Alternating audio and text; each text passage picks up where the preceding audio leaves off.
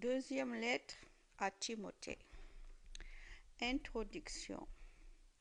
La deuxième lettre à Timothée contient les dernières recommandations de l'apôtre Paul. Paul est en prison, chapitre 2, verset 9.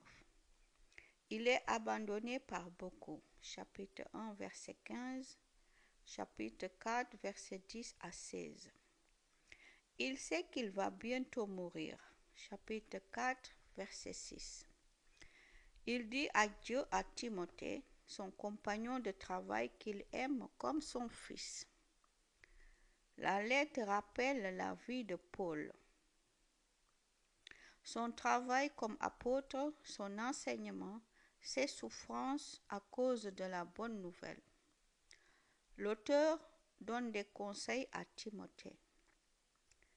Il l'encourage d'abord à prendre sa part de souffrance dans le travail pour le Christ. Chapitre 2, versets 1 à 13. Il lui recommande ensuite d'annoncer correctement la parole de Dieu. Chapitre 2, verset 14. Chapitre 4, verset 15.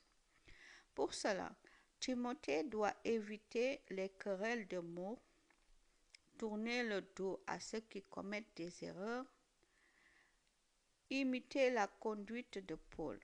En avant et avant tout, il doit être fidèle à ce que Paul et les autres maîtres chrétiens ont enseigné. Quand les premiers grands témoins de Jésus disparaissent, ceux qui continuent leur œuvre après eux suivent leurs traces. Pour cela, ils ont à garder fidèlement le message qu'ils ont reçu de leur maître.